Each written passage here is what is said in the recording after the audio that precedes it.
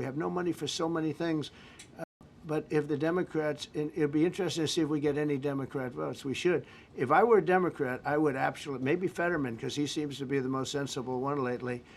If I were a Democrat, I would vote for this bill all day long because it's tax cuts and so many other things that are common sense. They're basic things.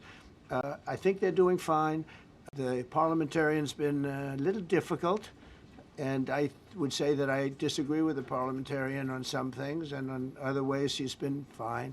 But we'll have to see. It's a big issue. I will tell you this: if that bill doesn't pass, the country will get a 68% tax increase. So think of this: you're a Democrat and you vote against it. That means you're voting in favor, because essentially you're voting in favor of the largest tax hike in the history of our country. And you can't do that. In addition, we're cutting costs by $1.7 trillion, and it won't affect anybody. It's just fraud, waste, and abuse. Mr.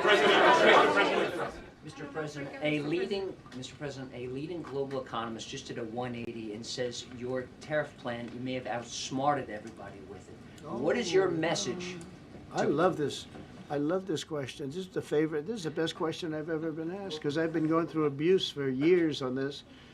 Because, as you know, we're taking in hundreds of billions of dollars, no inflation whatsoever. But, Mr. President, what is your message to critics who think your tariff plan will cause a recession? I think they should go back to business school.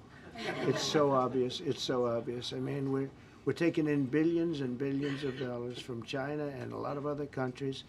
We took in, I had a call from somebody in the House and a high official. Sir, we have a problem. We don't know what to do. The books are a mess. I said, what do you mean by the books? The books, the money coming in. It's so terrible. I figured, oh boy, what's this? I don't like this question.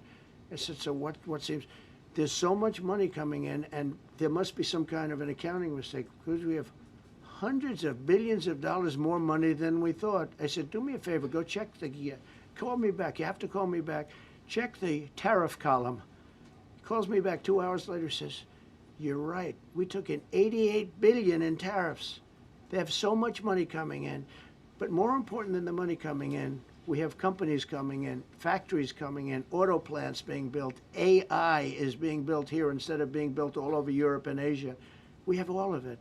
We have over $15 trillion, just about, Scott. I think we're right about that number. We went to Saudi Arabia.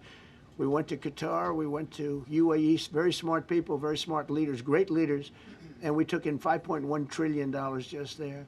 Without the tariffs, I mean, they also liked a thing called November 5th, November 6th, and November 7th. That was a very good little period of time. It's called the presidential election. You know, you used to have one-day election, now you have it go over it, but even if you just took that little period, because it was pretty obvious it was going to be a landslide, and they like that, but they love the tariffs. I had Texas Instruments come in the other day, big company, and he said, we're putting in $60 billion into new plants and new equipment, new everything. Sir, you're going to keep the tariffs, aren't you? Because if I ever took the tariffs off, and we are going to absolutely keep it. And they're worried that somebody that, like this communist from New York, someday gets elected. I can't believe that's happening. That's a terrible thing for our country, by the way. He's a communist. We're going to go to a communistic, that's so bad for New York. But the rest of the country is revolting against it.